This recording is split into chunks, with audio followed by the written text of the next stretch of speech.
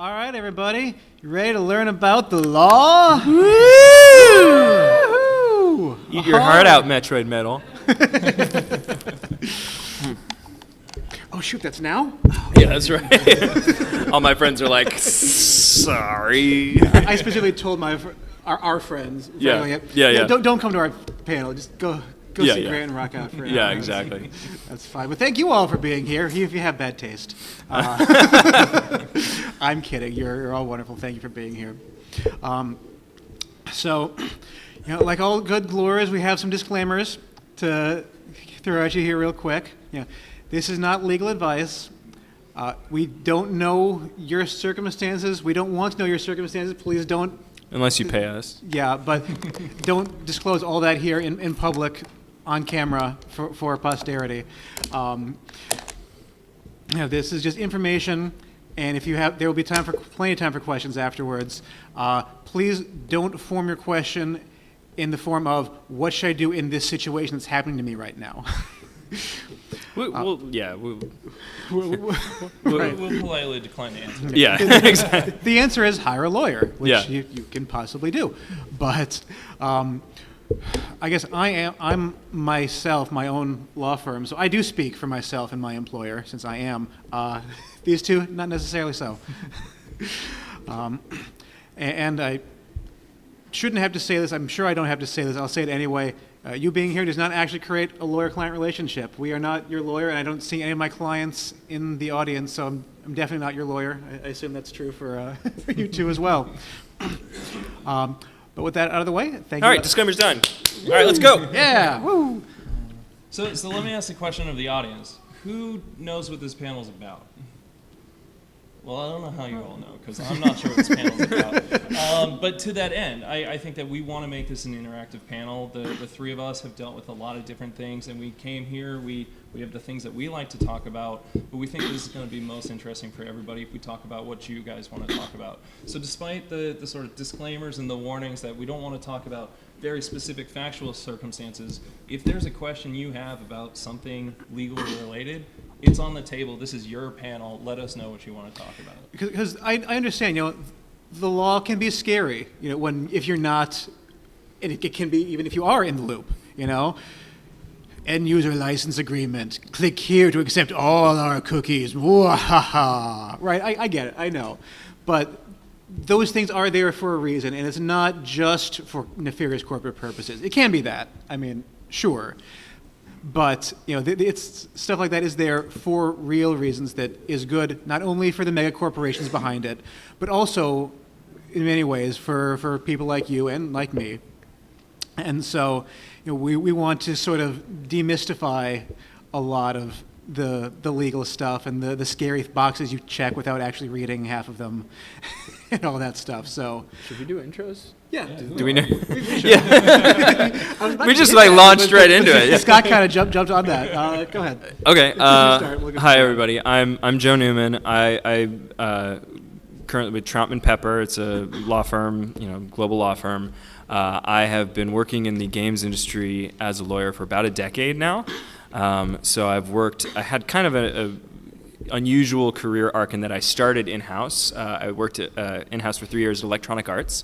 I did privacy and consumer protection work for them, managed a whole bunch of, like Sam was alluding to, like the terms of service, EULA, privacy policies, but then also just day-to-day, like how do you manage your game? How do you manage the relationship with players?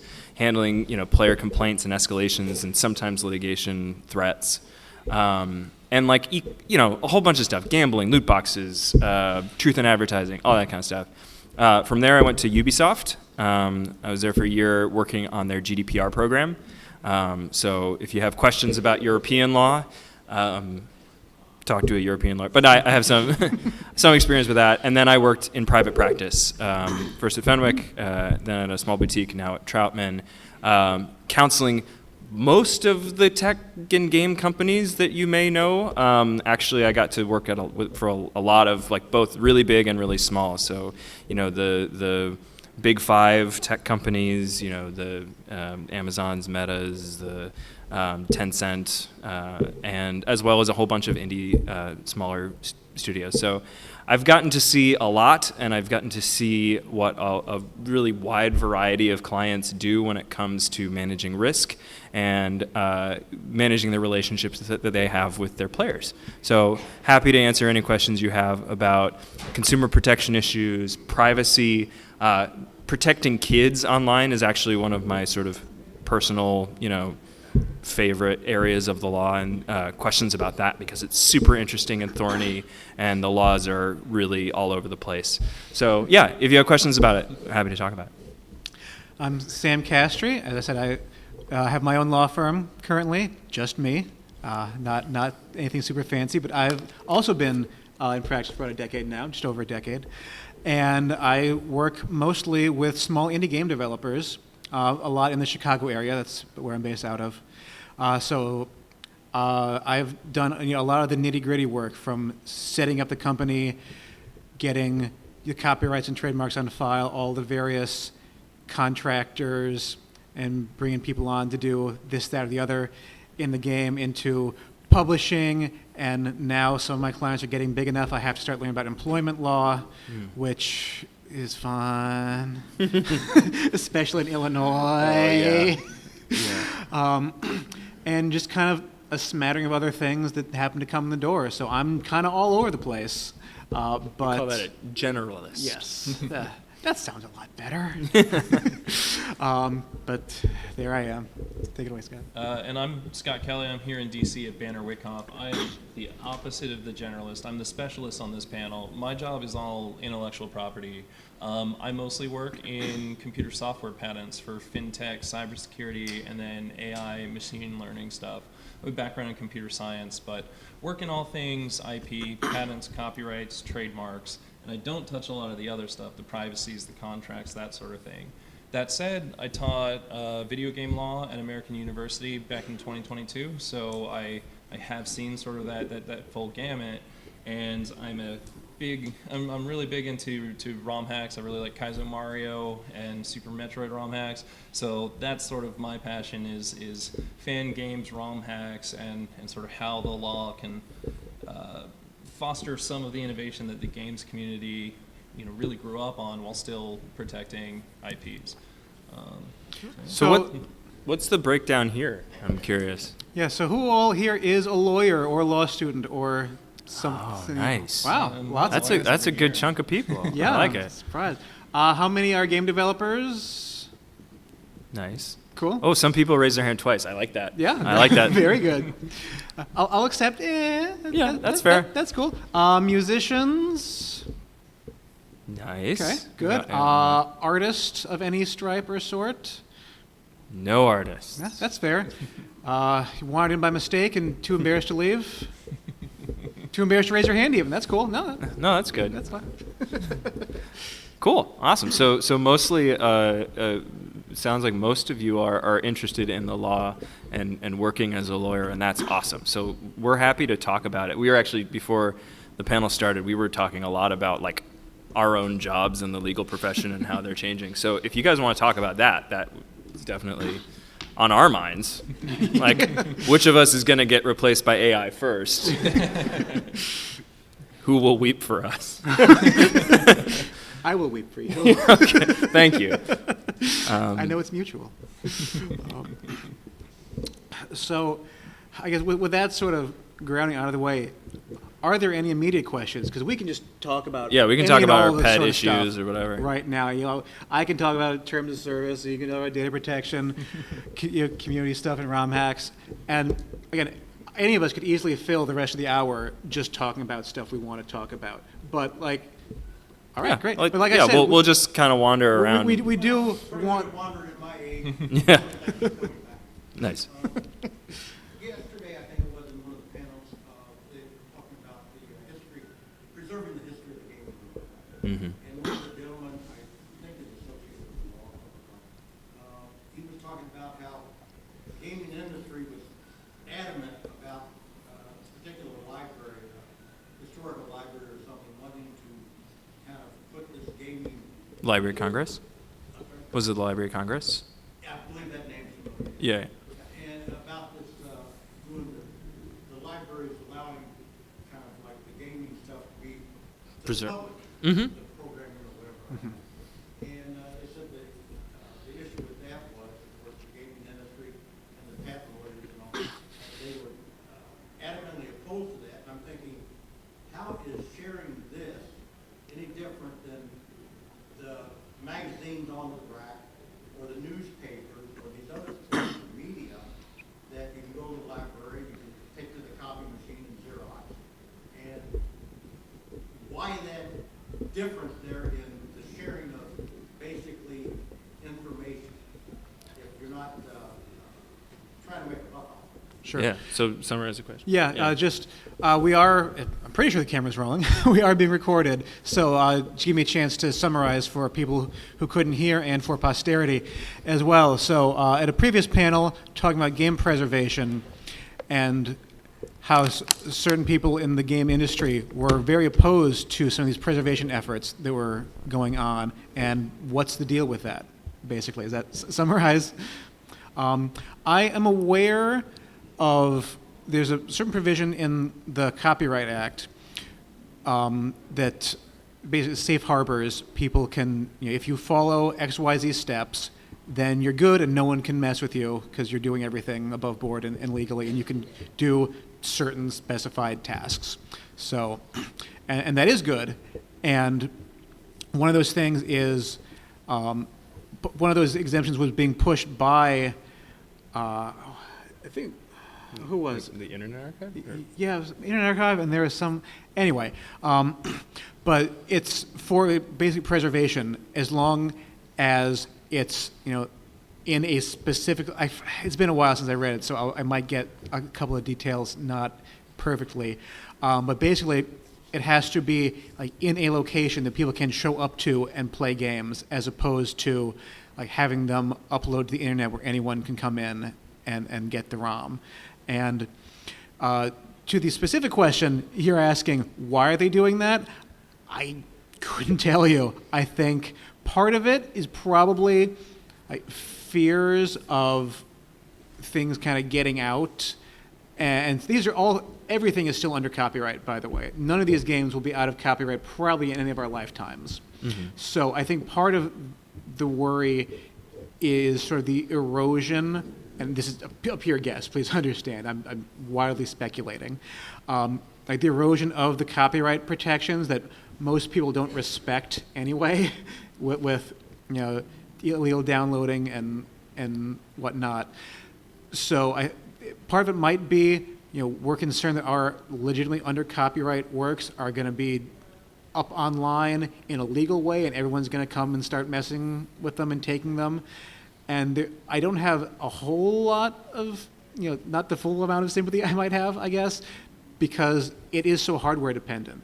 If you want to play an NES game, you either get the NES or hope someone re-releases it and doesn't butcher it in an updated remaster port. Well, yeah, I mean, I think... Or you're just not going to play it ever unless you illegally grab a ROM and start playing it on your own. So, but... Yeah. No, I think, the real sort of difference, I think, between video games and other forms of media is that there really is a market for, retro and classic video games in a way that is like, you can still absolutely sell, a Mario game that was made 10 years ago and people will still have fun with it. I mean, that's why we're all here, right? We're all playing these games at MAGFest. I think, conceptually there's a lot more interest from developers in iterating on games. You have so many games right now that are remakes or remasters. It is not easy, but it's a lot easier to take a game and refresh it, remaster it. Like the Metroid Prime remaster is incredible, and give it a fresh coat of paint, make some quality of life improvements, and people will pay a lot of money for that game. And so I think why are they fighting it harder? I think that's the business reason is that remasters are profitable in a way that a lot of other games aren't, or a lot of other remastering a film isn't really gonna you might be able to do it once or twice, but it's not a big release. Yeah, just to add on what Sam was saying, I think another reason why the Internet Archive and internet availability is looked at differently from libraries is that just digital is different from analog media. A paperback book that you can hold in your hand is really different from a PDF that you can freely copy. Yeah. And so a lot of the development in intellectual property laws has been driven by how do we deal with the fact that you can just minimally copy, it doesn't cost you anything to make 1 million copies of something that you can download. And so there have been a lot of provisions of the law that were very permissive about this idea of sharing something that you bought that have struggled in the transition to digital. And that's one of the reasons why kind of ownership is more or less a legal fiction these days. Everything is licensed to you. When you buy a game, you have to sign the EULA that says, well, I didn't really buy the game, I licensed it, and there's a ton of things I can do that will result in losing that. That's part of that is just a artificial way to impose scarcity on digital goods, which that gets us into NFTs, which is like a 2 years ago topic. So Yeah. Cool. Does that answer your question? Yeah, cool. All right, look, we You got on it. the end had, your hand up.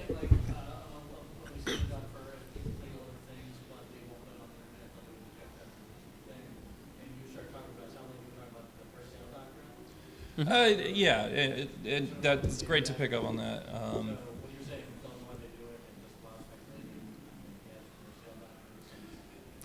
Its first sale doctrine starts to fall apart in the digital realm. So I wasn't necessarily saying it ties directly into that, but that's the physical analog. That's sort of how this is supposed to be handled. But then once you get it out there digitally, one copy is the same as 1 million copies. So that's why it's been something the law has really struggled with, I think. Just to fill everybody in who doesn't know, the first sale doctrine in copyright law, the copyright holder has a right to distribute the copyrightable work, whatever it is. But that only lasts until that first sale, or giving away, but whatever. The first time a copy is given to someone else, you lose that right as a copyright holder to manage the downstream distribution. So I buy a book at the bookstore, I can do whatever I want with it. I can sell it to somebody else, I can burn it, I can, whatever I want. Copyright holder doesn't have any interest in me selling it to somebody else, to somebody else, to somebody else on down the line. The important difference, and this is mostly a thing where the courts have stepped in and kind of imposed this, is when you copy a digital file, even if you delete it right away. So I send you a copy it's making that second copy, and the copy right of the reproduction right under copyright law is a separate thing from the distribution right. And so when I make that second copy, even if it's set to delete my copy immediately thereafter, or even like simultaneously, it's still making a new copy and not transferring the one that I have over. And the courts have, I think unfortunately, seized on that as the way we're looking at things now, rather than as a sort of distribution. And so that's just kind of where we are. And that's the difference, and Cool. why first sale doesn't really matter much at this point. Yes, you, miss. Does that tie into like some of the discussion that I'd like to see on the difference of like you own like your own long or a whole game? I'm sorry, you're really muffled. Can you? Thanks. Does that tie into like some of the discourse that I've seen on the difference of like you own a little card game, the difference of dumping it yourself versus not having it or acquiring it from somebody else? That difference of making that copy. So, well, yeah, the first sale applies to the copy. So it's like the physical thing. So that's why you can have, merchants down there who have like copies of Skies of Arcadia that they're selling for $180. Like, it's a rare game, it's a great game. And because it's rare, you can sell the physical thing for whatever price people will pay for it. And there's nothing Sega can do about that.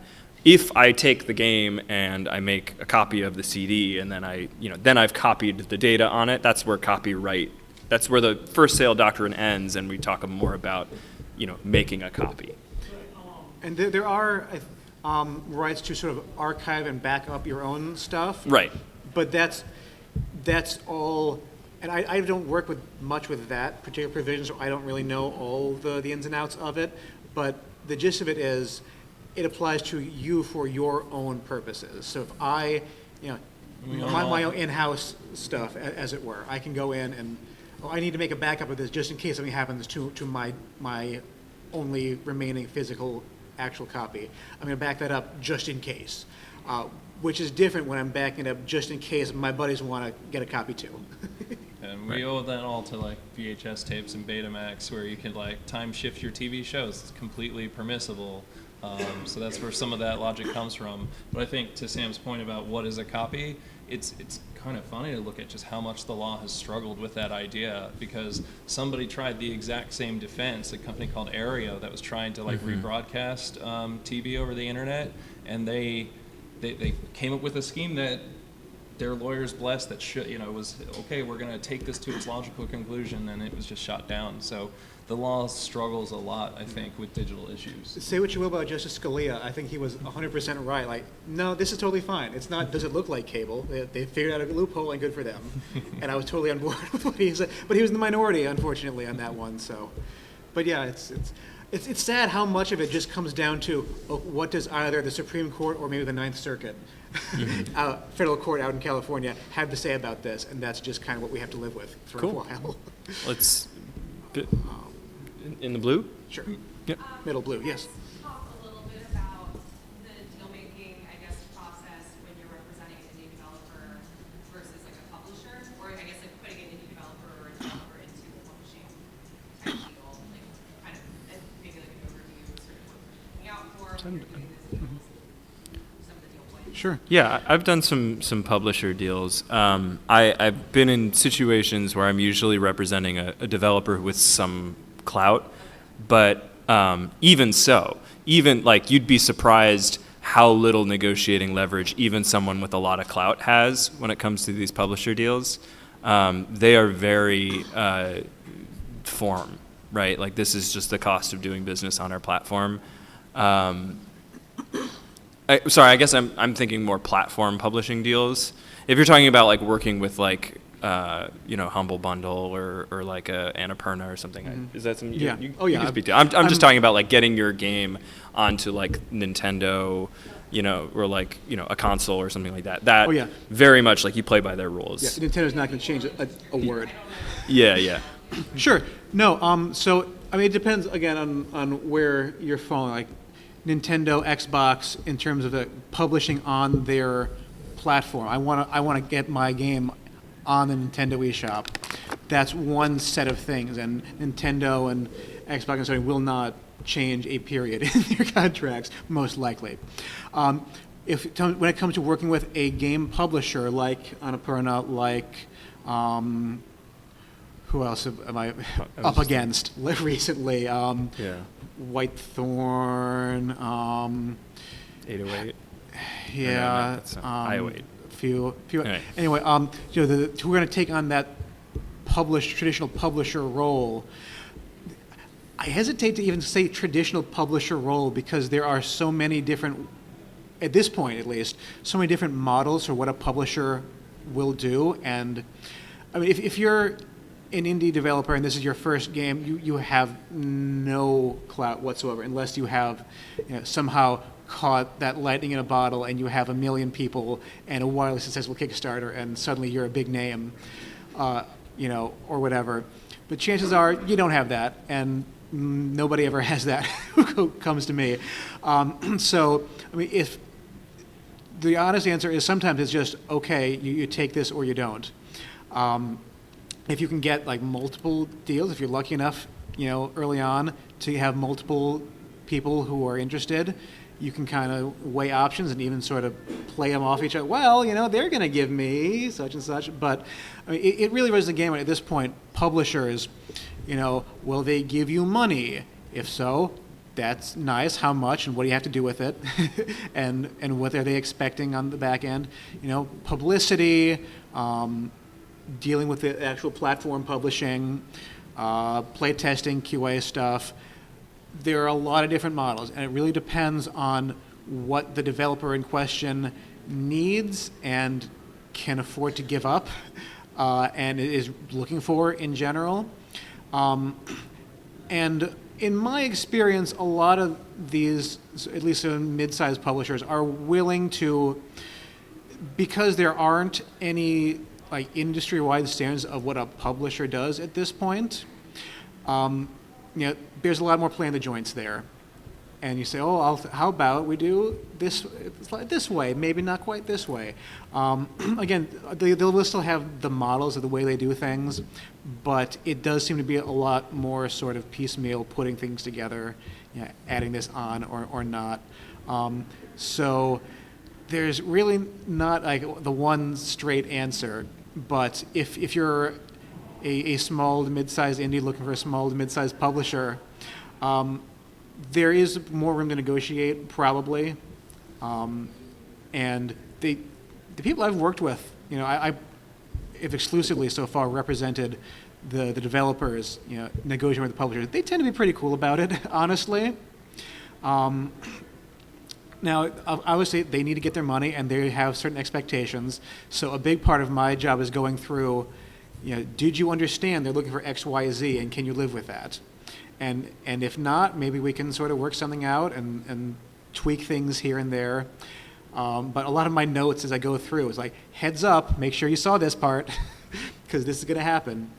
And deliverable lists are big ones. And deliverables. Deadlines and things like that. And like that goes too, even when you're like, if you're a developer and you're contracting with other developers, it's the same. I mean, it's like they want to help you. They have to, they're expecting certain milestones to be hit. There are things in the contract about their ability to withhold payment if certain milestones are not hit. There's usually some forms of approval process. There are questions about merchandising rights. And, again, these are things that get all the money. Yeah, it's things that get horse traded, right? Sure. Sorry, we should repeat the questions. Yeah. Oh. That's okay. Well, I'll flag that. I think this is an interesting question to kind of seg a little back to the ostensible topic of the panel of building communities, whether that's with your players or with your ecosystem. I think a prevailing sort of business wisdom these days is that it's no longer all about like winning the contract and screwing the other side and getting this like, ironclad deal that is completely favorable to you and screws your business partners. And so one of the things that Joe and I were talking about in preparing for this panel is that shift in kind of away from, okay, we're going to hire the best lawyers because we need to make sure they're not trying to screw us and win the other side, and a shift towards more kind of collaborative lawyering that just is, in my mind, a real positive because it lowers transaction costs. So while Joe and Sam aren't necessarily seeing standard terms like industry-wide, there are a lot of positive developments in that regard, and some of the more positive things are trends towards like simplified contracts and more let's work together than let's work kind of against each other. Where there is tension though, and there's always going to be tension, it's in disagreements over the value of things. Right? Because oftentimes a developer really thinks that, this game is going to be incredible, and the publisher doesn't, or vice versa, or, and the amount of value that they put on certain things. So the famous story about George Lucas, very wisely understanding that the critical thing with Star Wars was holding on to the merchandise rights. That's what made him a bazillionaire, right? And I don't remember what he gave up, but like, there was where deals you need a lawyer and you need a negotiator is coming to an agreement between the two of you as to where you see the value in the other person and where you think things are going to play out in the future. So there's a lot of sort of frank discussion that you have with your client about like what's really important to you to preserve and hold on to in this deal. Yeah, I always my Sure. Yeah. Yeah. My line to clients is always in that, what do you want and what can you live with? And those are two different things. But in terms of IP, in some sense, the game is all the IP. Every bit of it, all your coding, your storylines, your characters, your music, all that stuff. It's all IP. The game is just copyrights upon copyrights. where the value lies, that's the question. Yeah, It's is a it in your perennial question. characters? You got a really cool, mascot that you're gonna put on T-shirts. Are you Fall Guys or Among Us, right? And you're gonna have like not a particularly sophisticated game, but it captured I have so many Among Us plushies. for Yeah, my kids exactly. at home. Specifically, sorry, like, I guess what I'm trying to ask is like the flow of IP in terms of granting it from the developer who originated the idea or the whatever the concept, or they build something out and then putting them in this deal with the publisher. Like, does the IP then move over to the publisher? Does the publisher like allow the original, originator? Yeah. So the where- question was who holds on to the IP? The answer is it depends. Yeah. I mean, obviously, the publisher needs some set of rights to even start doing what the publisher is supposed to do in the first place. So that's going to be a necessary part of, there will be, at minimum, some license to do the things the publisher is supposed to do. It's not like a brand, like a It depends. I mean, at minimum, it's a license to, make the copies you need to put them in the stores and whatnot. At the other end, it's a full-on assignment, or even potentially a work-for-hire situation if it's, and I would never advise a client to actually take something that extreme. I don't think I've seen it Well, yeah. I mean, in person, but if you're working with like an external developer to do yeah. something. I've seen like one very specific, Yeah. No, that's fine. saw like a work for hire scenario once, but it was like that was the deal. So Yeah. just providing. It's just make sure everyone knows what's happening. If you can live with giving up this thing you've been working on in exchange for a bunch of money, or they're going to be on board for the sequel and they'll pay you to do it, but it's their game. If you can live with that and sleep at night on whatever money they're giving you, great. I think that highlights But- what resonates with me, which is about where does it start? Where does the IP start? Who came up with this? Whose idea was it to develop this game and build it this direction? That's a really good starting point for who's going to keep it, who cares about keeping it. The great thing about contracts is everything's negotiable and they control. Yeah, I will say in the tech industry in particular, the ownership of IP is usually a lot less important than the talent involved. So particularly when you're working with bigger companies, we have these things called acqui-hires, where you just, it's easier to just hire all the people involved. So much of, for better or worse, a lot of what the value of a game is just in how well it runs and how well it's built. The IP aspects of it don't actually always count for that much. And a publisher isn't really going to need an assignment to your IP unless it thinks that it could hire some other developer to make your sequel better. And that's pretty rare, right? It's very rare that you have a game that changes hands changes into a new development team, and then that new development team does a better job. And I think actually gamers can smell when something like that has happened. Although I am actually in the middle of that situation Oh, right now. are you really? So, I mean, it does happen, but I think And I think my client is going to do a better job. Thank you very much. Good.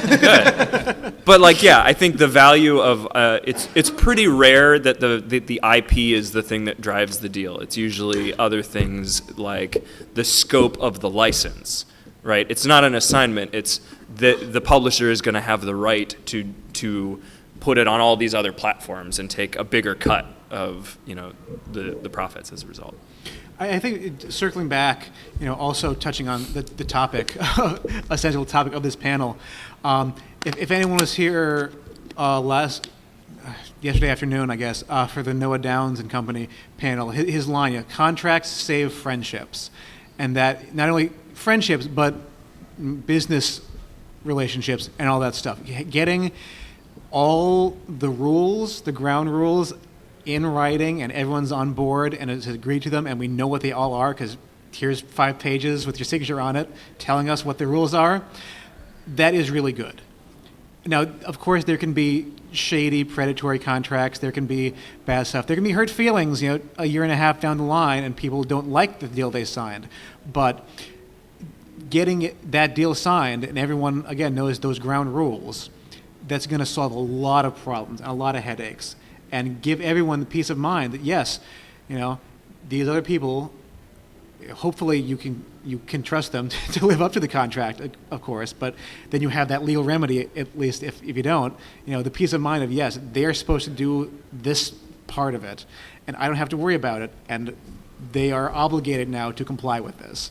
And so that's, contracts, can sometimes be a dirty word, and getting the lawyers involved is a big thing. And it does change the dynamic, going from a couple buddies hanging out to, okay, now my lawyer is going to review this and get back to your lawyer and whatnot. But it is really a good idea. And obviously, we all have an interest in saying, hire a lawyer to do your contracts and have contracts in the first place. But a lot of things can fall apart when there's not that structure and that legal obligation behind it, and then just hurt feelings or getting bored or whatever, and suddenly it's a mess and everything falls apart because no one was really ever on the same page. Cool. We'll go up front. How Yeah. many years have you come to this panel? Yeah, Yes, you've ask been coming- this question. You've been coming long enough. You can probably get up here for a sec. No. Yeah. What's up, man? What's your question? So considering how those have been going through in basically this country, I've noticed a lot of countries have different ways of doing it. For example, Japan, they say they tend to just use basically their word, and that works their honor principle and everything. Have you noticed that stark contrast with Japanese contracts with how game development is done? Is it actually the case for a lot of their work? And contrast that with a lot of those countries. So focus on American business in contracts, whereas some other countries might not be pushing for contracts as hard. Japan specifically more, honor culture and a handshake, and we'll trust you to live up to your word. I have no idea. I don't. Yeah, I think work you've that. stumped us. Yeah. You If win. someone else has a Yeah. question about the Japanese market, I'm going to pass it to you. Yeah. Yeah, I think it comes down to you have to get burned one time and then you learn. And so, but I mean, even in my business, which is we don't deal with a lot of contracts, that's a separate part. You do have to look at kind of where the money is, and so even in other business cultures where that's not as prominent of a part of how they do business, I think people have just started to understand that that's kind of how it works. But certainly you have to dance with the partner you have. And people are going to do business the way they are, and it's a little bit about the balance of power in that dynamic. I have worked a couple times with an Australian publisher, and other than it being, New South Wales law and venue, I haven't really noticed much that's all that different as compared to a Delaware corporation. So that's one data point, I guess. But I don't tend to work with much outside of the U.S. generally. So I don't know. One thing that I recently learned myself is that in the rest of the world, lawyers are a very different profession. I recently had to sign an NDA with a client, not do it for the client, and I never had to do that before. And my understanding is just it's in the rest of the world. There's not quite the same requirements on the lawyers and ultimately trust of lawyers. When you're working with your lawyer in the U.S., they are governed by a very strict code of ethics and professional obligations. And so it was a surprise to me when the client, before they would send us their patentable invention, they needed me to sign an NDA before I could see it all. That never happened to me before in U.S. business. I have been, not for patents, which made it even sillier, but had a request once or twice to sign an NDA, and my response is, you don't need that. I'm not allowed to say anything, or they take my license away. Yeah. So don't worry about it. The fact we're already, the lawyer-client relationship covers that and then some. Yeah, in the bar? So I want to pivot a little bit. We Sure. talked about this earlier, also licensing versus owning. And I think it was Ubisoft just kind of came out and said everyone just has to get used to you're not going to own anything, you're only licensing anything. Mm-hmm. Are you planning on how to adjust for that in the future with your clients, with your responses to that? Well, What's that mentality? yeah, well, I can't speak on behalf of my former client, Ubisoft. But I mean, you also saw the reaction to that comment, right? And like, there's obviously a market for people who do want to own their media, and it's that paradigm and that philosophy has existed for way longer than, you know, the latest news cycle. It's more just like the real issue is do publishers want to continue to provide access to games that require a server to play or things like that. And I think it's really much more of a business question than a legal question of, is it worth it to the company to continue to support games that are, take up server space in the cloud, or to continue to provide digital experiences that require an internet connection? Or is it just, we're just going to provide, do what the streaming services do and have content that kind of cycles in and out of different services, when we feel like it. I think it is a legitimate question about user demand. I obviously don't agree with him, but I also think that like the numbers kind of back it up, in that there's really not that many people playing Call of Duty Black Ops 1 or whatever, like the one that nobody plays anymore. Like, it was funny, we were playing, nobody wants to play Super Smash Bros. Brawl. There was like all of these like lines out the door to play like Ultimate, but nobody likes Brawl. And does it make sense for Nintendo to keep supporting those servers that 20 people use? And I think it's more of a business judgment, and nobody likes to be reminded that they are in the minority in caring about their favorite game. But yeah, I mean, I'm opining from a business perspective, not a legal one. Yeah, I think for my part, working with a lot of small developers, most of them aren't really on board with a lot of that stuff anyway, and most of it's digital anyway. So there's not, that's all kind of sort of baked into it. But games will just still be up for many years at this point. And none of my people are really chomping the bit to, what was it, Amazon or Apple or something, like the stuff you bought and paid for. I said, oh nope, sorry, that was just a license. We're taking that away. Yeah, nobody wants to do that on my end. Yeah, I think a lot of people in the indie game, and probably even some of the bigger publishers, aren't really on board with a lot of that stuff.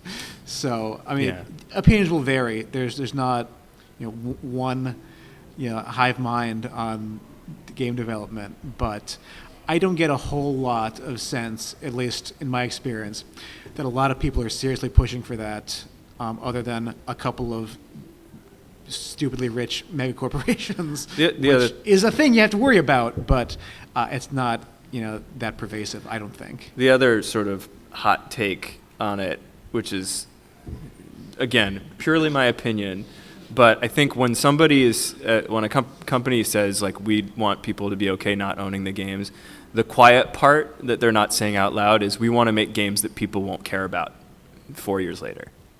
We are in the business of making disposable entertainment, which is a really, that's the code, is what I'm hearing when I hear something like that, is like, we're not making an experience that you're going to want to hold on to for the rest of your life. And that's okay. Like, there are a lot of games that like I don't want to play again, and there are a lot of movies that I want to watch once and then that was great. And like, again, it's not something that we necessarily want to admit, but a lot of the entertainment that we love is a one-time consumable. And again, I think he needs to work on his wording and his PR, but I also think that there's some truth to the fact that like, maybe their business model is quick hit gaming and things that you do and consume and then go to the next thing. I think the analogy to movies and other forms of media is really helpful here, because as we were talking about with contracts, it is kind of about who has the power. The person who owns the asset that the public wants, that people want, they get to decide how to put it out. And if they decide they want to do it in a licensing scheme, they can make that business choice and see if people don't buy it. And most of us kept buying AAA games despite not owning them. And I think you can look at like what happened to all of our music libraries. we grew up buying CDs and then, buying MP3s from a store, but then we all got proprietary like iTunes stuff, and then it was in the cloud, and now I buy like vinyl records, but I haven't bought like digital music in a while. It's just on Spotify or YouTube, and so the way that we consume our media has also driven a lot of that. Yeah, and we'll point out, you can affect that. Buy a CD if you really want to own it. And I think part of it, putting the charitable spin on it, you now have options. If it is something you want to hang on to, you buy a CD, great, and that's a good way to actually support the artists you like. Buy an indie game. If you are okay, hey, that wasn't a bad song. I want to hear that every once in a while. Yeah, it's stuck in my head. Okay, cool. I'm going to come back to that in a year or two. You have the option to not spend $15 on a CD for that one song, to listen to it a few times and then forget about it for half a decade. So, in some sense, that can be nice. And I agree completely. Not everything has to be this wonderful masterpiece you're going to come back to and read or watch or play through a dozen times. There's room for that, but there's also room for filler. I do think it's just fascinating how the community has evolved to find their own solutions to it. The way that, I got really into buying vinyl in the last year, and it's kind of dumb because it's all digital music that they then kind pressed on a vinyl. Yeah. No. But I do it because I want to support the artist and I like the idea of it. And that might not be something that I need to do, but it's a way that I can support, the people who are creating what I like. Same thing with, Kickstarter and that sort of thing. So I think it's really just fascinating to look at how sort of a legal situation that a lot of us don't like, well, people kind of find a way to solve it. If you do have an issue with it, you can go buy a physical release of a game from a limited run studio or something. So. And the downside is, that costs more money, but that's, part of the deal.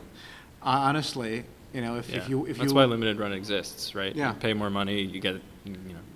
All right, let's pivot. All right, quick, yes, up front. So with regards to things like fan games and ROM hacks you had mentioned, so even companies like Nintendo that are known for like really going after things and shutting things down, there are still websites like the Mario Fan Game Galaxy that have been going on for 2 decades and have a lot of popular things. What do you think the difference is between a fan project that is allowed to slide and left alone versus one where they send the lawyers out? Why are some fan projects not taken down while others are? Yeah, where are you hitting them? And you mentioned Nintendo. There are lots of other companies too. They all have different tolerance for that and different things that they want. Certainly Nintendo has that reputation. But Nintendo will take down a game that's trying to eat their lunch, whereas other games that either aren't having a big enough impact or aren't really touching what they're trying to do can keep going. I am a little surprised because they have Mario Maker, and a big purview of that is make your own Mario, so all these ROM hacks out there are sort of doing that. But that sort of does play into, again, our topic of building community is those are your biggest fans. So I think that there is always this decision of what are we going to, like, what is the harm to us? Do we want to get involved here? I can't speak to why, Super Mario World Central has not been taken down, but it doesn't seem to bother them. Yeah, and having dabbled a little, I know some people who do IP enforcement. The other big factor is, are they going to fight us, right? Like, again, it's a little cynical, but like when you're doing IP enforcement, if there's a chance you're going to lose because they're going to, get legal counsel, they're going to win on a fair use argument, you may not want to take that case. I mean, I don't know the specifics of this community you're talking about, but like, if it's very obviously a parody that, or a community site where people are talking about your game and it could possibly be considered commentary, if you think that you don't have a super strong case, you're not going to bring it because you don't want to not only set bad precedent, but you spend a lot of money litigating it, and then you encourage copycats. You can make the problem a whole lot worse if you pursue a bad case. Yeah, and a lot of, and not Nintendo, I don't think, but I think Nintendo even does have some kind of community guidelines. Might be a little too strong a word, but a lot of big IPs out there, they'll set those ground rules. So here's the stuff you're allowed to do, and we don't want you to do this other stuff, but here's some stuff you will get to do. And I think that is a really good way of, again, setting those ground rules, and now we all know what we're allowed to do. And if you give people an outlet, it won't make everybody happy, but it'll make a lot of people happy enough, and some very happy. And so you kind of set those rules up, and even if, some slightly edge cases, okay, do we really want to go after these people? Because again, it's a balancing act. We can shut this down. Will we tick off enough people, not only those fans in particular, but just kind of the market in general? Other people who would buy this game hear about this, and then they're angry. And how many of them are then not going to buy our next game and be mad for long enough that will affect us, versus, we just let this go and we'll see we'll lose X number of sales instead, and it'll be bigger over here, so let's just let it go. And I don't know, I don't work for Nintendo, and no one's told me any of their inner secrets, so I don't know. But there's a lot of stuff behind the scenes, decisions getting made. And, we'll probably never know unless you snag that dream job. I think the selective enforcement is as much about sending the right message. We want to show people that there are things that we're going to allow, but there's some things that we don't want to allow. I'm thinking about like copyright takedowns for esports sites that are kind of claiming copyright on replays, and then somebody like Valve comes in and says, no, that's our copyright. You guys all play nice. So it's kind of, you pick what you want your battle to be to send the right message to manage that community. It's a strategy. It's coordinated. Dude in the back's had his hand up for a Yeah, really long time. Back row. So bouncing off of the Nintendo, Nintendo Ninjas and all of that, there is, with money being a driving factor for copyright takedowns, which is very reasonable. Obviously, you can only speculate, and that's all I'm asking for. Are you familiar with Palworld? Yeah, the Pokemon with guns thing. Yeah. We've got huge elements of Pokemon design in the majority of their characters, if not all. What would you say about, like, I don't know if trade dress can apply to video games in the first place, or if they go another route. But I don't know. Would they be able to sue over that? Because now there's money involved. There is a lot figures.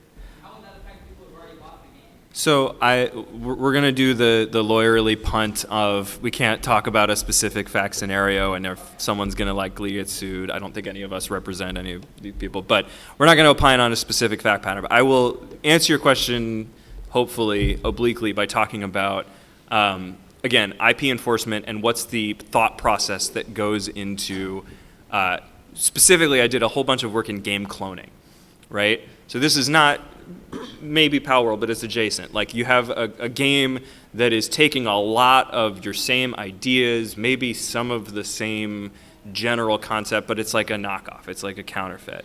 And it's really tricky.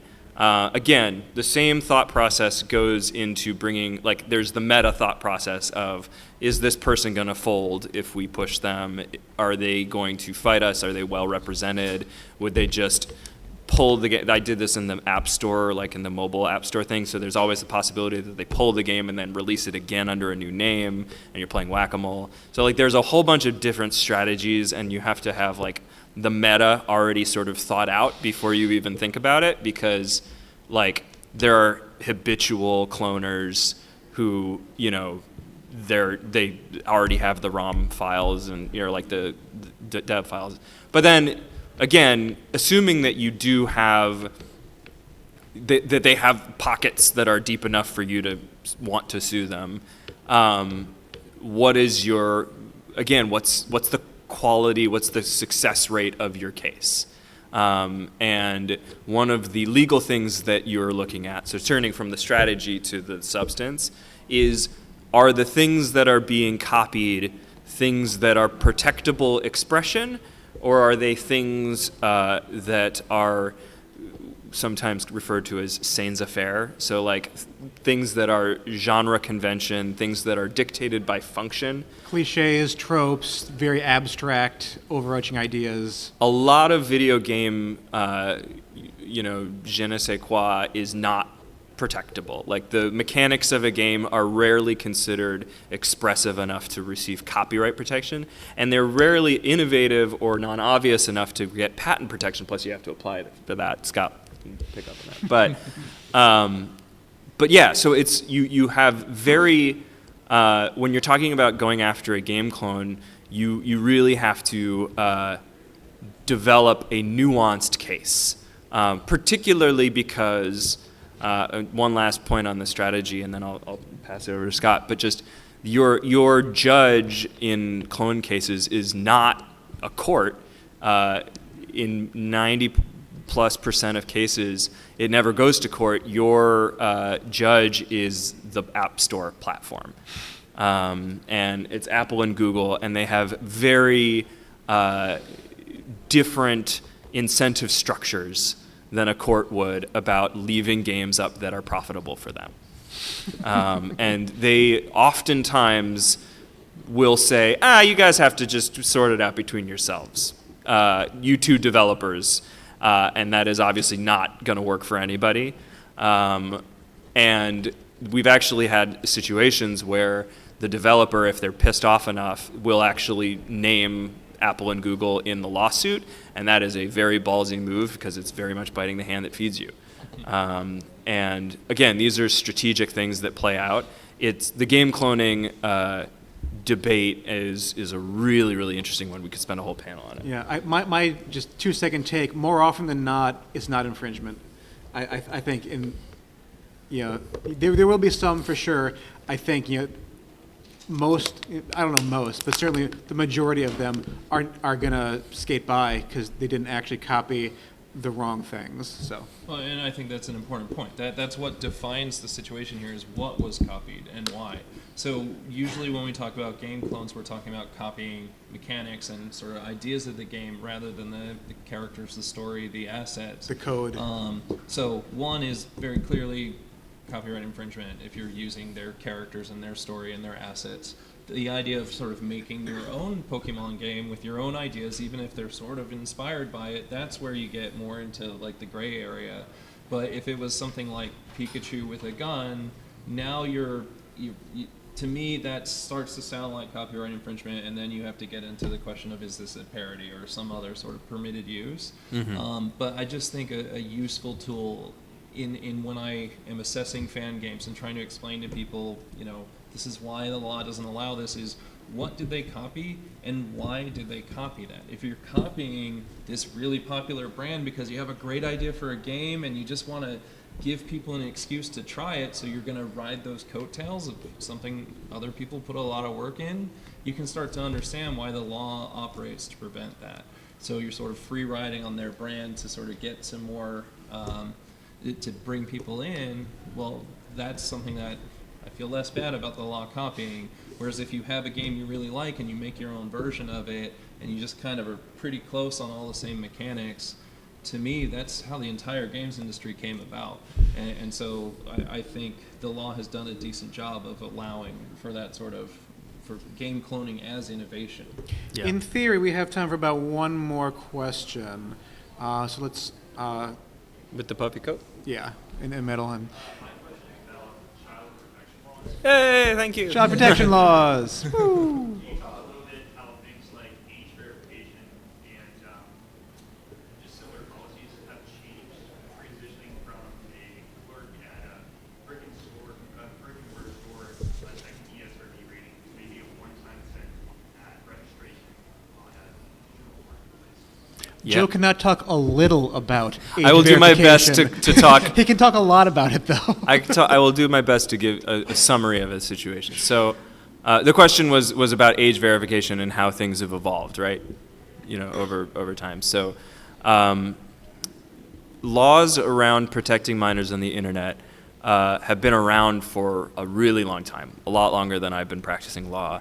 COPPA in the U.S. is one of the older, regimes that's still alive and kicking. It's been updated a bunch. Big high level conceptually, there has been a growing understanding that more protection is needed for kids.